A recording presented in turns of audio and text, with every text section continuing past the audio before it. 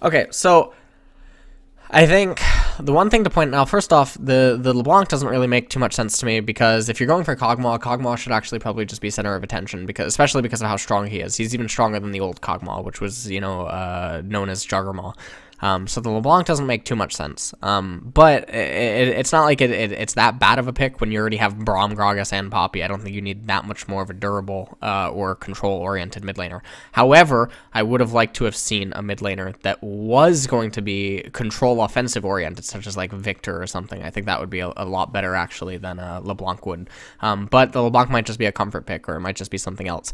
Coming for Cloud9, though, it looks like they're playing a very fast-oriented map control game via the Gangplank and the Twisted Fate. I think it's a little bit interesting, but I think that they're very prone to timing attacks, especially early on, or if the ball gets rolling too fast for TSM, I think it's going to be really difficult to come back from. It's also going to be interesting whether or not to see there's any sort of a lane swap, because I think that TSM can get really hurt from lane swaps, given that they have a Gangplank and a Twisted Fate. Obviously, Lee Sin comes out to circumvent the weaknesses that can be apparent by Gangplank and Twisted Fate early on. And yeah, but I mean, in terms of win conditions, I guess their win conditions are going to be basically on the backs of Twisted Fate and Gangplank's ultimate control. I don't really see them having any other clear-cut win conditions. I mean, I guess they can do siege-oriented type things, but I wouldn't say that that's really a win. This is, again, another one of those team comps that is just going to look to get ahead and then suffocate you through, the means that the team comp basically shows itself as. And then obviously Soraka. So they're like a siege comp, but they're not entirely a siege comp, because their poke is really only coming out of balls when he has the barrels, and then more so just out of Twisted Fate. There's not much that Kalista or Lee Sin can do other than actually peel for Gangplank and Twisted Fate and play cleanup crew. And then Soraka's just there to endlessly supply them with HP, assuming that for some reason they end up getting hit. Soraka's also really nice because I think it really hurts Gragas, and I think it also really hurts Poppy in the event that TSM try to pull the trigger and lunge on to Cloud9. But expect that Cloud9 is either going to win this game via a bot lane split push on the back of Twisted Fate, so like Gangplank might already be doing something and then Twisted Fate basically aids him, or it could be, vice versa, where Twisted Fate is split pushing and then Gangplank's ultimate ends up helping him. But for the most part, I expect that Cloud9 is just going to ignore top lane entirely and just look for a win up the center.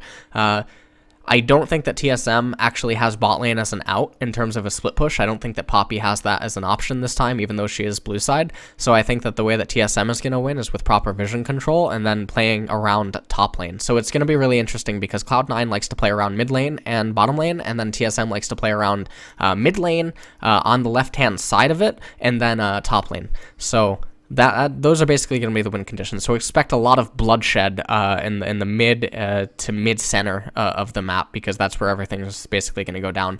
Cloud9 does benefit from tier 2 tower a lot. And then on top of that, they also benefit from, or not tier 2 tower, Jesus, tier 2 dragon a lot. And they also benefit a lot from tier 3 dragon because of the Twisted Fate and the Lee Sin component. So that's really important to keep in mind. TSM, however, I think they really only need second dragon for them to just do what they want to do. And then obviously everything after that is going to be luxury for them. Whereas I think Cloud9's luxury doesn't really stop for dragon. I think that obviously the fourth dragon is really good because then it enables Twisted Fate to poke and siege more effectively. And then obviously fifth dragon is Exodia, so that's really nice.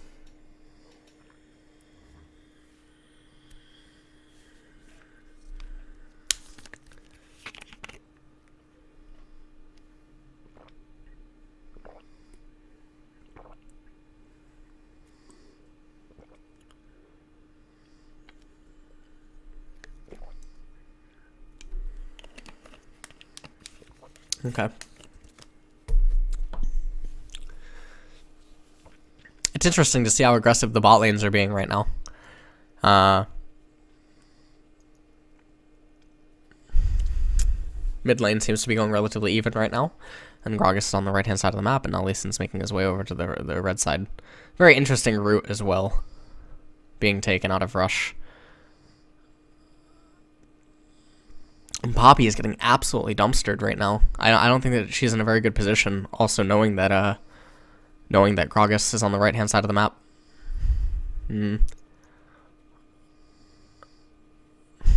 Will they get high? Wow.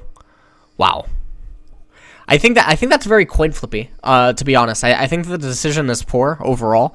Because I think that it worked out for TSM, but I think in most cases it's not going to work out, because honestly, if Soraka is even 2 centimeters more to the right or up or something, that's never going to happen. And I think that given that they knew that Gragas was on the right hand side of the map, I think it's even more so a little bit risky.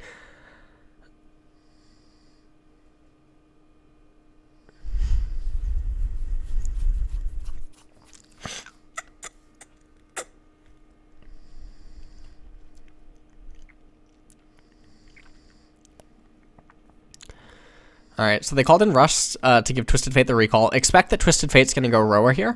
You want to go Roa against sustain burst-oriented mages. And what I mean by that is mages that they generally soften you up before they go for the execute. Roa really helps against them. Roa does not help against mages that just look to 100 to 0 you, or 80 assassins that just look to 100 to 0 you. Haunts are doing pretty good to reclaim control in the top lane. Lee Sin now on the right hand side. So his route is going to be pretty clear. It's going to be Wolves to Wraiths. I think depending on his HP after he clears Wraiths, you could easily look to actually go for Herald timing. I talk about this a lot. I think that Herald is really undervalued, and I think people overestimate how difficult it is to kill the Herald.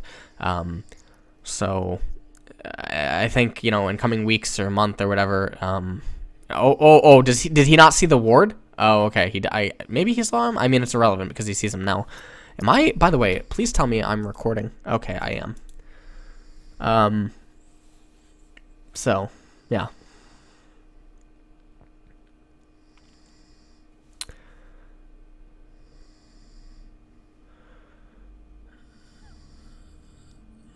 Okay.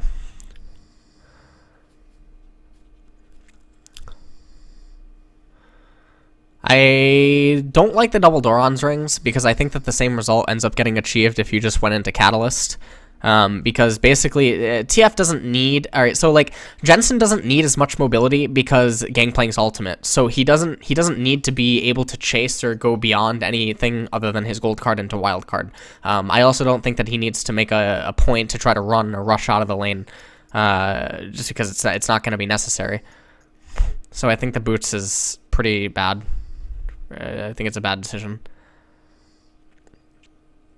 Would have liked to have just seen him go Catalyst. He still should go Catalyst, but I don't know if he will. And now Lee Sin is here for a counter gank, but Gragas is already on his way out, and Gangplank's relatively safe in top lane. So Gangplank is going completely unscathed in top, and that's not a very good sign. Because if there was any Gangplank that could have been hurt early on by no lane swap occurring, it was definitely going to be a red side Gangplank. But now I think that there's too much control being given up. So expect a very explosive mid game now from Cloud9. Again, though, I think given how much control they already have, and now that Jensen and Balls are both level 6, I don't see any reason not to go for Herald timing. Because if you can give it to Twisted Fate, it can basically just mean that LeBlanc can't do anything to him, or LeBlanc has to force her hand. Or on top of that, you could also just instead give it to Balls in top lane, and then Poppy just gets royally screwed, and it demands attention from Gragas, which then ultimately relieves pressure from your bot lane. So I don't like the map movements that are happening. And obviously some people might argue that the timing that it takes to clear Herald and some of the damage that it takes means that your jungler would be off the map. Well, your jungler is irrelevant to the map because of the buff that the Herald is going to give to the laner, making it basically impossible for them to actually get ganked because they're going to be way too safe inside of the minions, and then the minions are going to shove way too fast for them to have to worry about missing a wave or something. And obviously the global gold is going to help out every single lane. So it doesn't really matter. The minions that you miss while trying to get it is going to be negligible. Okay. I think LeBlanc would have died there. I think if TF actually hit the flash, I think if he hits flash ignite Q and then Lee Sin hits the Q, I think LeBlanc dies.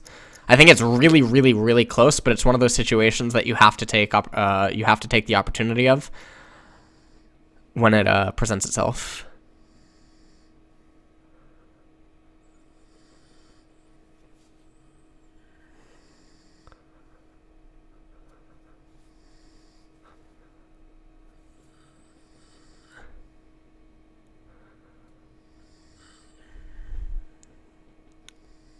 Doesn't matter, Blanc has flash. She would end up dying.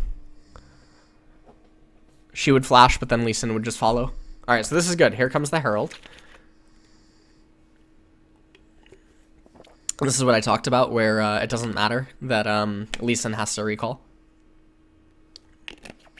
Because the Herald provides too much to Twisted Fate. This is really bad. I don't understand what he's doing. Obviously, if you got the Herald and then you were that healthy and they knew that you just recalled, obviously you're not going home.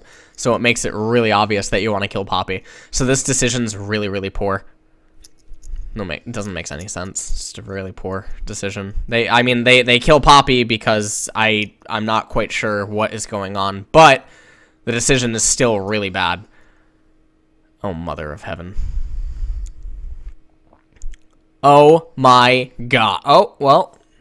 Oh, the 7-10 split from Jensen. That was really good. So anyways, the salvage, okay, so it basically went salvage for salvage for salvage. Cloud9 salvaged it the best that they could, but I'm 100% confident in that that decision is really bad. And now Kog'Maw rotates to mid, and I think this is really interesting because now what they can do is they can actually look to bust open the mid turret because they know that there can't be a response to it. But instead they just pick up the minion wave and move bottom, which doesn't make any sense.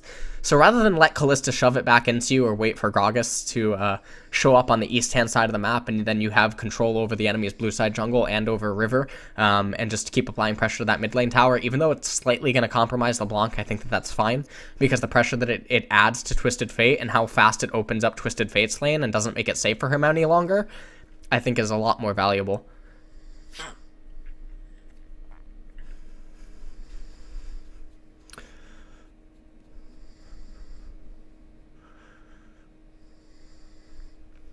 That's really nice. He knew that the wild card would execute Gragas, even though he aimed it at LeBlanc, so that was completely intentional. Sometimes a lot of Twisted Fate kills are unintentional on his like 7-10 split wild cards, but that one was not, so that's really good by Jensen.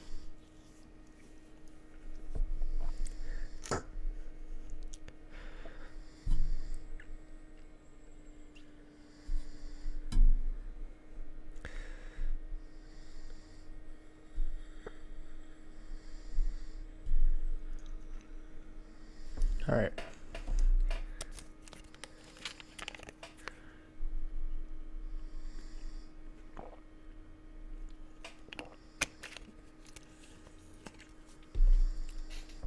Okay.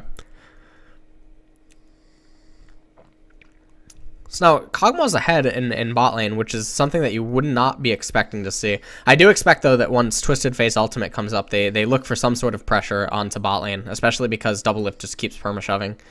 But now Rush is on the left-hand side of the map, which, again, the dives onto Poppy are really weird because Gangplank is already so far ahead, and then he can just keep getting further and further ahead. And I think Gangplank can even start farming golems too when he looks to shove Poppy in. I think if the Herald isn't up, there should be no resources devoted to the west-hand side of the map from Cloud9. I would like to see them play a much more mid-centric game or east-centric river.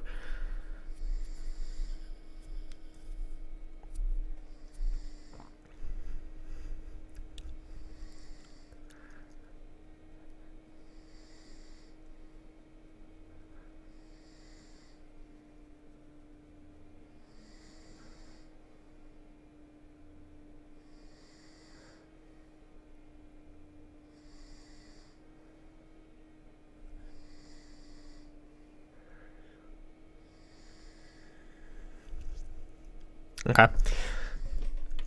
So, okay, now Lee Sin is in position, Gangplank's basically in position, and so is Twisted Fate. Like, they can do a lot of things here. They can also look to just control Gragas. They can basically monkey on him. And what I mean by monkey on, I mean, like, they could just sit on top of Gragas inside of his jungle. Now that they killed LeBlanc, what they should do is just two-man mid-tower. Two-man mid-tower until Gragas appears there, and then use Twisted Fate's Twisted Fate's ultimate to basically either go on to Poppy or to immediately just go on to bot lane. And it looks like that instead of 2-manning and killing the tower and tying Gragas up and wasting his HP and his mana and basically forcing him out of the map so that when LeBlanc wakes up, there's nothing that can occur, they instead just choose to counter jungle a blue and then go into his wolves and check on it. All right, that's great. Really good. Yeah, because who wants to kill a tower and give everyone basically half of a kill? Not me.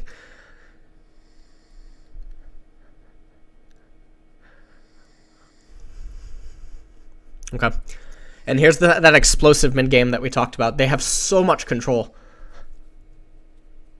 And when you're facing a mid lane that has so much control, what you want to do as TSM is you want to accelerate the early game and you want to force the mid game to come early.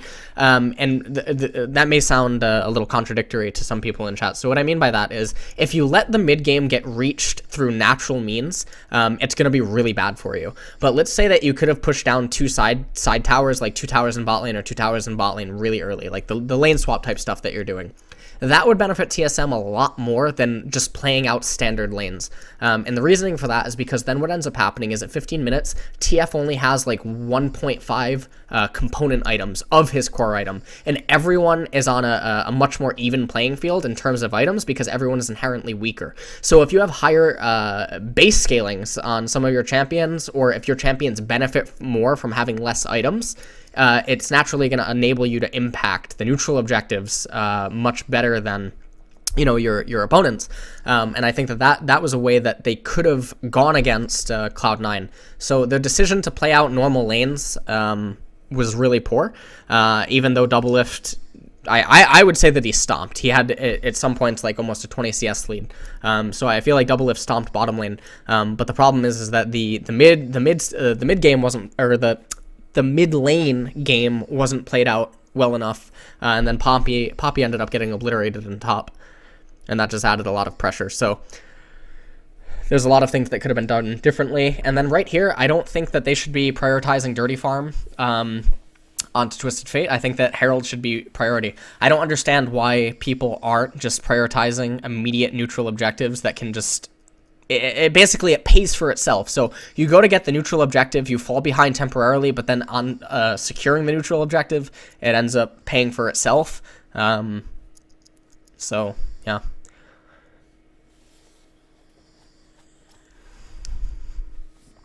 Okay.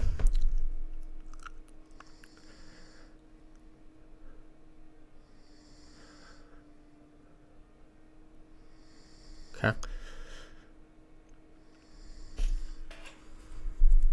So now this is a little weird. This is basically what TSM wanted to do, but it's a little too late. Imagine if this was happening at like 10 minutes. It would be so much better for them.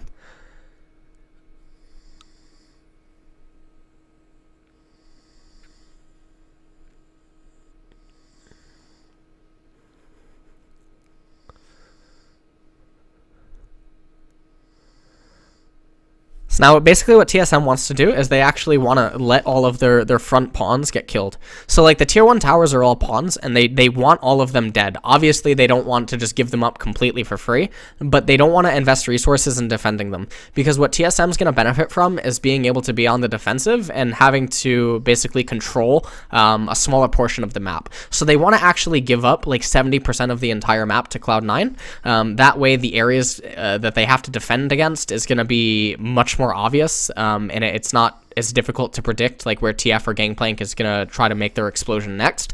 And from there, you just want to keep scaling up your Kog'Maw. But this is also one of the problems that I said with the LeBlanc pick inside of the champion select. Now, this doesn't actually affect how the game is being played out, so the picks and bans, again, don't really hold any relevancy. It just means that how they're going about playing it clearly is showing its weaknesses, and this is why I would have much rather preferred to have either like a Victor or like a Zeroth or like anything like that, Azir, well, maybe not, maybe Azir, I'm not quite sure there. So now they're going to end up getting this mid tower, and this is something that they could have done a lot sooner when Twisted Fate did that play top lane. And the reason that busting open that mid tower so soon would have been really good is because it pressures Lee Sin and it pressures Twisted Fate to have to now invest into more wards, which ultimately would hurt their snowball gold. And then it also makes it much easier to see where Twisted Fate's going, because you can place neutral wards, and it kills 2 birds with 1 stone. It's going to kill Lee Sin, and it's going to kill Twisted Fate's roots.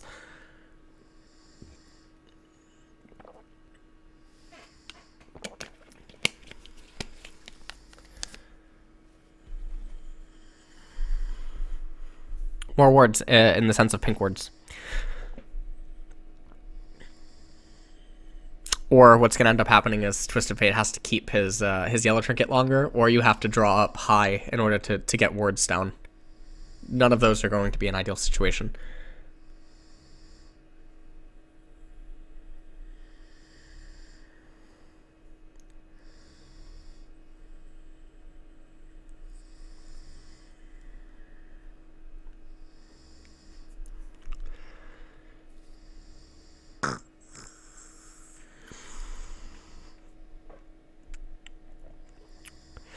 Okay, now they rotated Sneaky to top lane, and I don't really think that's too bad of an idea. But I think having Soraka up there doesn't really do anything. I think you just want to provide enough wards as Soraka so that Sneaky is able to just kind of stay up there for as long as he wants. Because you can back him up with balls and Twisted Fate. So it's not like they can just send one person to deal with him, because LeBlanc's not at a point yet where she can just completely obliterate Kalista. So it's not like you have to be afraid of anything. Now it looks like they're grouping mid, and they have Gangplank in bottom, and so this is what we talked about, again, inside of the Champion Select, and this is something that TSM should have been aware of inside of the Champion Select, is that eventually this rotation is going to come. And as we already saw, TSM doesn't give, or Cloud9 doesn't give one shit about top lane. Their top lane is completely irrelevant. There's literally Baron, and then like a little bit of the river is all that Cloud9 cares about to the west of mid lane. Okay, so Haunter is really tanky. And this is the problem. Oh, but TSM wins the fight, which I was not expecting them to win that fight. Haunter and Svenskeren barely got out, but that was really good.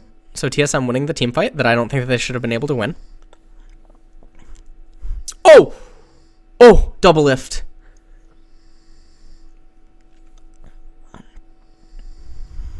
Okay, that's really, really, really big because and I really like the double lift already has the QSS. These are situations where I feel like you could have also, by the way, I'm just pointing it out. I know that I pointed out a lot, but I'm gonna keep pointing it out until I start seeing it happen, or I've said it enough times that people know that I'm gonna say it. Basically, I think that these are situations where Gangplank and Twisted Fate could have also purchased Call. I think that would have been fine. Not like right now, but a few minutes ago. I think they could have purchased Call. And I think it would have helped accelerate them even faster when you reach like the 22-minute mark. Okay, Poppy ends up barely getting out. That's not so bad. And TSM didn't actually have to devote too many resources in terms of summoner spells. I feel like the summoner spells are still on all of the important targets, whereas Svenskeren and Haunter not having this flash doesn't really matter too much. And now Poppy's back in bot lane, and she has teleport. She's still pretty far behind Gangplank, though. Sterox on Lee Sin. That's not so bad. I think Lee Sin not having tier 2 boots yet, though, is okay relative to how fast Balls and Jensen were able to start getting ahead in the game. So I don't think that it was necessary for him to be really speedy and move around the map. I don't know what the chain vest is, unless he's going Guardian Angel. That would be really, really, really interesting. But I don't think that it's a very good choice, again, because Kog'Maw does not deal... Kog'Maw doesn't care. He deals so much periodic damage that I don't think that it's a very good choice.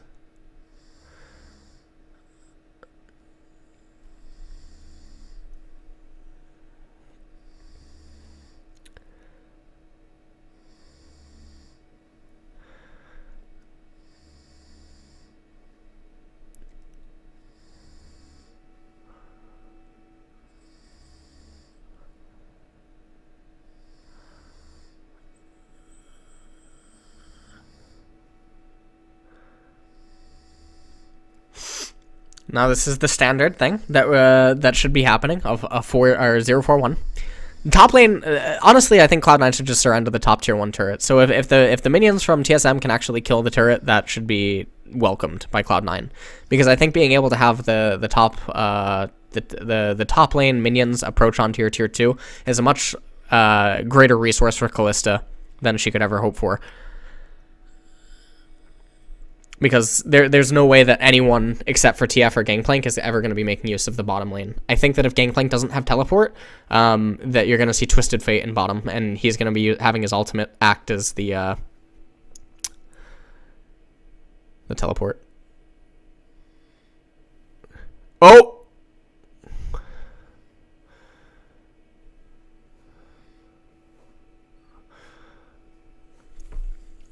That was really cute by Bjergsen. That was a really cute attempt. But this is the problem, is Cloud9's just basically too far ahead. That is what TSM wanted to do. It's just that it's too little too late. Okay, so they end up going 1-for-1. That could have been a lot worse, though, and that's what's important to point out. Take a look at Haunser right now, and take a look at Gangplank. Haunser just can't keep up. Poppy just cannot keep up.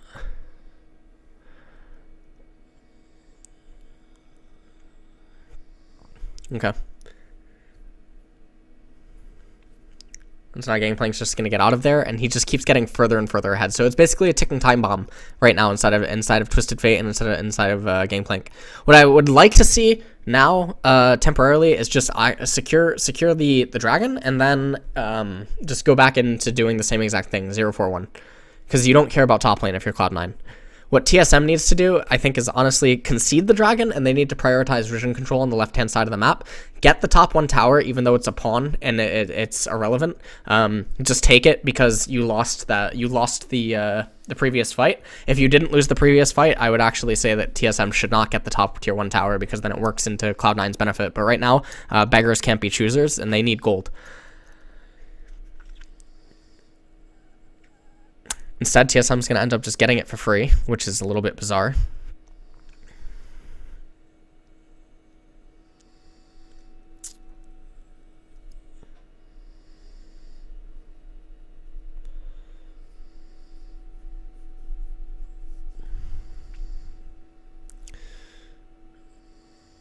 Oh, lots of chain CC onto Haunser. And Rush might just get blown up. Yep, Rush just ended up getting blown up. And see, Kalista's a little bit weird inside of this comp. Wow. TSM is outplaying them in the team fights so hard. So hard. And they're not really making use of their team. Cloud9's not doing what they should be doing. They're taking fights which are in areas where TSM benefits from. And we already talked about how Cloud9 should be winning the fights. We talked about that right inside of Champion Select, coming out of Champion Select for the first few minutes.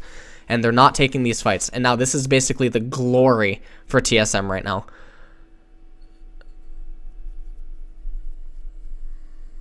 This is a glorious situation for them. One they can be very happy of.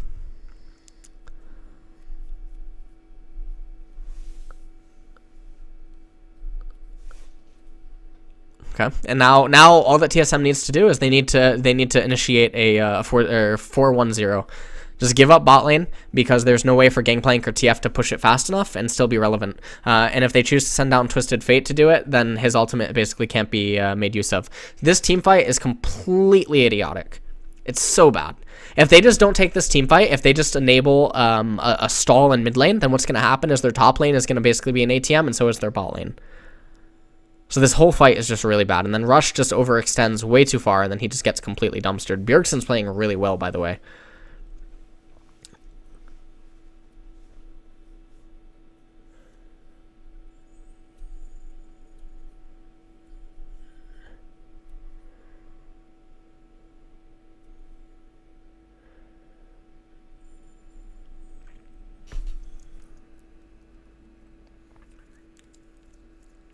Wow, so it went from being basically game over. Cloud9 was in their dream scenario, if we go back 10 minutes, and then they managed to lose it, so it doesn't make any sense. And here we go. Here comes the 4. Well, this should be a 4-1-0. They should have someone in mid lane. Because with the Baron buff, given how durable the minions are, and given how durable Poppy can be in an open setting, because you're not going to have, like, Twisted Fate ulti onto Poppy if, like, Gangplank is stopping her siege in mid lane. So now, instead of having to forcefully push onto the tier 3, You know, like walk into a Gangplank ultimate and everything, like what's occurring right now. You could have easily just rotated 4 people down to mid, and then you can argue that like, okay, well then the Gangplank thing would just happen in mid, but it would be a lot better if it happened in mid, because then you can just make your way back up to top lane as 5 and then do the siege onto the tier 3 inhibitor turret, which is ultimately gonna enable a faster victory, because the top lane inhibitor is much more valuable than the mid lane one for TSM. Because even though they're winning team fights, they shouldn't be winning them as blowouts, and because they can't win them as a blowout, or they shouldn't have been winning them as a blowout, there should not just be a straight up gunshot up mid lane on a one fight to end the game. But it looks like that's going to happen anyway, because Bjergsen did a really nice job at executing Soraka, and some people can say that maybe that was like one of their win conditions to winning fights, but I don't really think that's the case. I think the job is on Bjergsen to execute Kalista or Soraka, but I think it's more so to find positions and angles where they could take the fight from, which is really difficult to do. I think TSM should have lost a lot of the fights that they won early on that enabled them to get this far. And so now Jensen probably going to be able to kill him.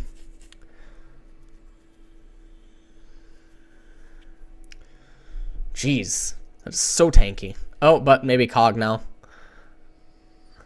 The Guardian Angel's really interesting, but this is the problem that I said the Guardian Angel's not very good, because the Kog'Maw, he's too much periodic damage. So even though there's burst coming out of Gragas and LeBlanc, it's going to be completely irrelevant, considering where Rush needs to be inside of the team fights is basically going to be like free reign for Kog'Maw. And not only is it going to be free reign, but the way that Lee Sin needs to deal his damage, it basically means that Doublelift doesn't even have to reduce his damage. Or his DPS or whatever.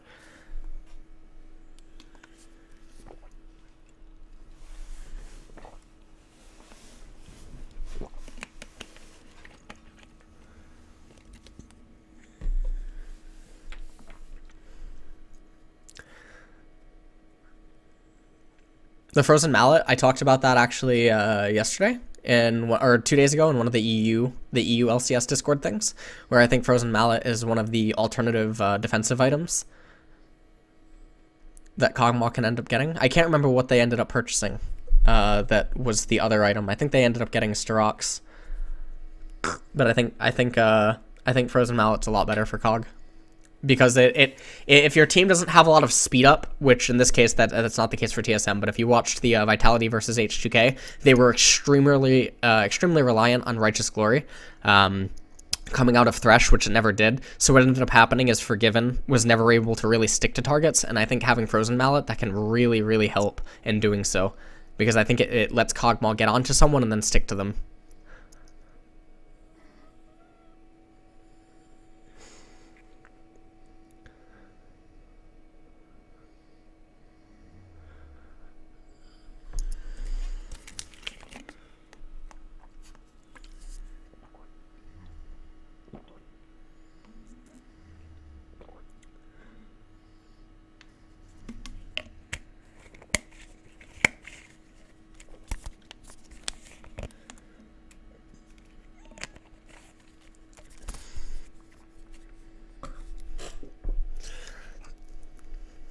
The priority in the bot lane, some people might be watching this and wondering, well, I said that TSM only cares about top lane or mid lane, so why are they going bot? It's because top is already accomplished and killed, and so you want to play in the lane that is furthest from the super minions. So that's pretty cookie cutter. And now Gragas' ult is being used as a disengage. They should disengage again. Okay, they knock Kalista out. Yep. It's really nice. Okay. So now they just need to play it safe until the next Baron. They need to set up vision control around red side jungle, and then they can secure it. Basically, the only out that Cloud9 has is going to be some sort of Gangplank barrels. They don't have any chance to split push because this isn't solo queue, so it's really unfortunate. The next dragon doesn't really do anything for Cloud9 because the game is already too busted open, and the next dragon doesn't really do anything for TSM, so it's mostly just luxury at this point for both of the teams. But I feel like the game's over. It's really nice to see that Rush still didn't upgrade his boots, in all seriousness. I think it's really poor though that Gangplank has tier 1 boots right now, but it doesn't matter. Also, I think because of how the team fights went, I think that having Sterox on Gangplank would have been a nice choice. Credit for Hanser, though, for remaining relevant at all points. I think that he's a player that's really undervalued.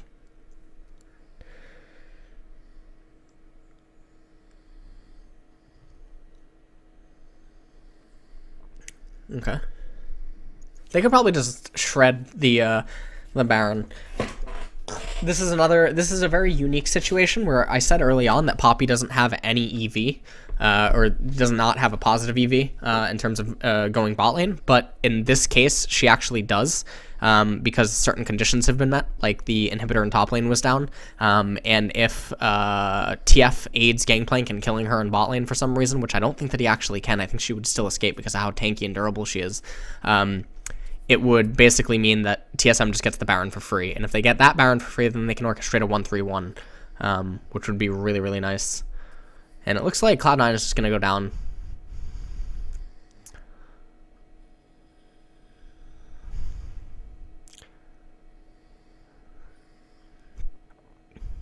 Oh, Hanser almost went down.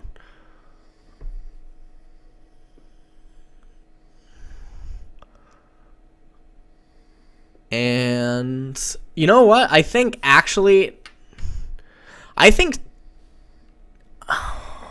don't know if teleporting Poppy there would be. No, all right, never mind. The turret went down anyway. Okay, never mind. Yeah, if TSM gets Baron now, it's game over. So it's basically now the clocks have reversed. Like Gangplank and TF basically hit. Well, relative to how the game turned out, they basically hit all that they can ever hope for, because at any point that Cloud9 is going to gain the opportunity to come back in the game, it's going to be irrelevant what their items are at that point, because Cloud9 is just only going to have one option, which is going to be a clear shot up mid. There's never going to be any cases that are going to occur where there's any sort of a victory off of top lane or bottom lane that isn't some like freak hazard, in terms of minions or whatever in bot. Like, for some reason, like, Cloud9's minions glacier and shove all the way into the turret, and then the minions kill the tier 3 inhibitor turret, and then Gangplank teleports. Like, only some freak incident like that is gonna end up happening for bot. Top lane's never gonna be made use of, and the only chance, again, is gonna be a gunshot up mid for Cloud9, assuming that they can get, like, an ace. And even if they get an ace, they need Twisted Fate to live, I think, if they want to go for some, like, one shot.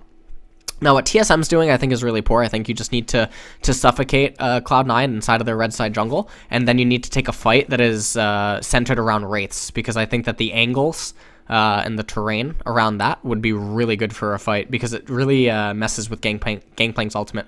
Well, that was a really nice attempt by Bjergsen. He might go down for it, though. This is what you don't need to be doing. This is a really, really, really bad macro decision. This is really, really, really bad. Just get Baron. Come on. There's no reason to be doing this. This is like 65-35 right now. But still, it's unnecessary. You could easily just get Baron and have a 90-10. There's no reason for this. I always get so disgusted when I see teams do this. Look.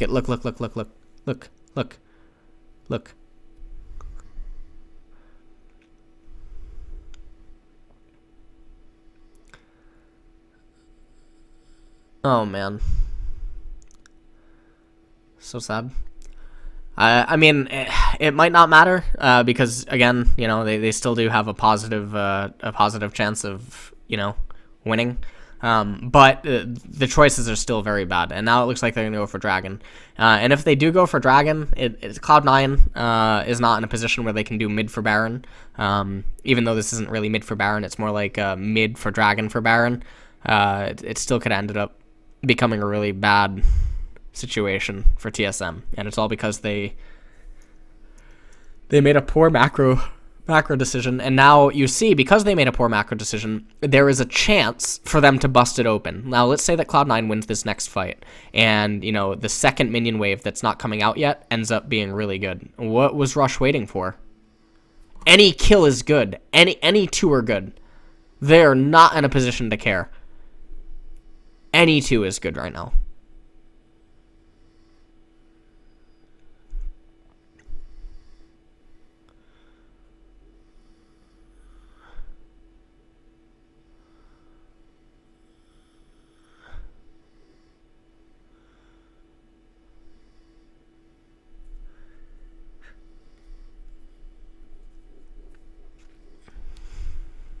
Mikhail's now on high.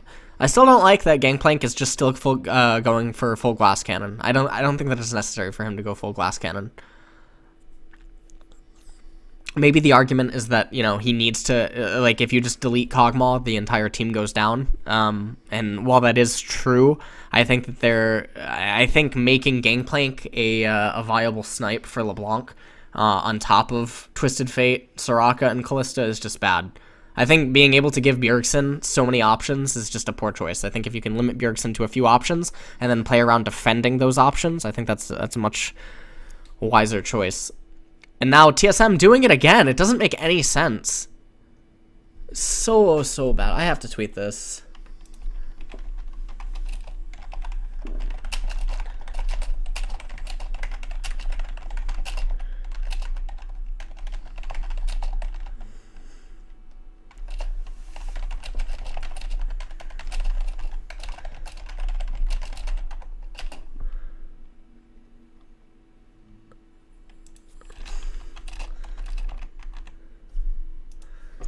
That's it. Congratulations. Oh, wait. Hanser Bjergsen.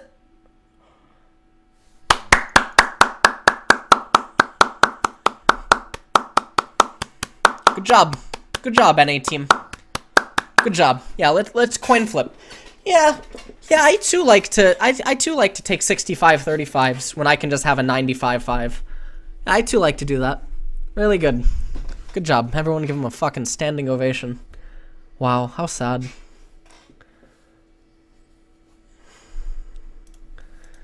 Oh, man.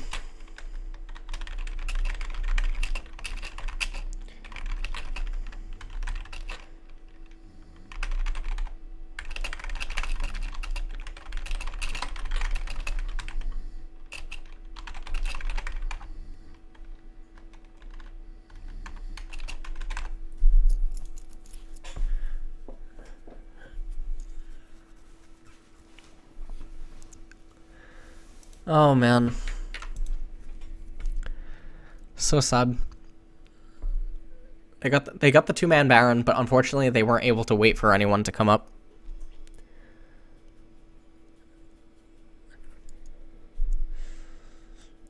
So bad right now.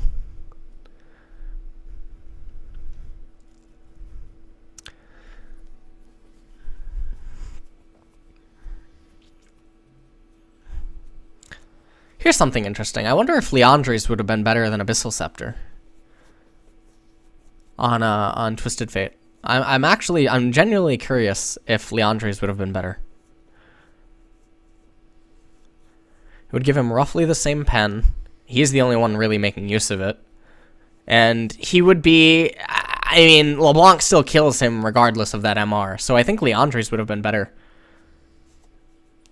I know he built Abyssal Scepter, but I think that you could sell Abyssal for Liandry's at this point in the game, and I think it would make a really big difference.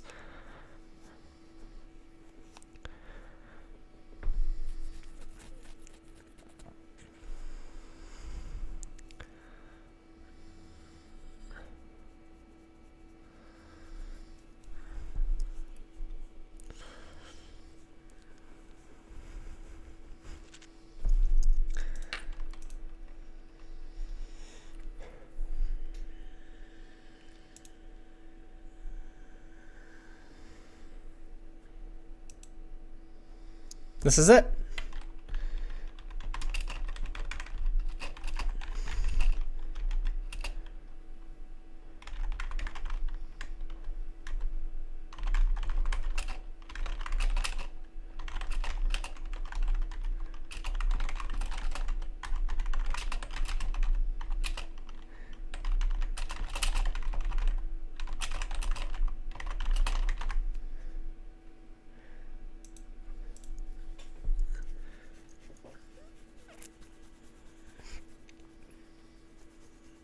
Bjergsen is like,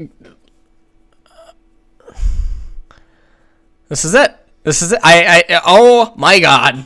I said it. It's gonna be a bullet up mid lane, and here it is. And I think that's actually game. This is the most disgusting thing in the entire world. This is the stuff that you would yell at your players at. You would scold them beyond belief. Like, it's just disgusting. It's so disgusting. Why? It's a tournament. It's not solo queue.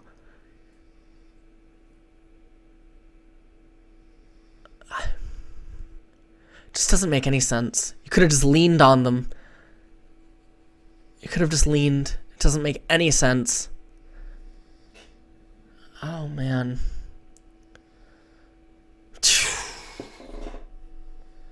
I mean, the game's over, right?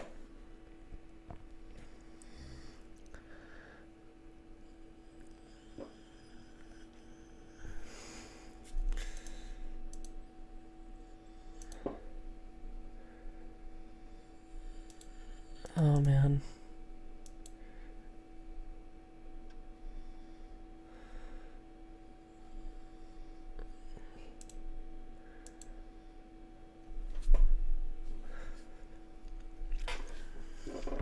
Okay. I mean, the game is getting it. All right, he needs to sell.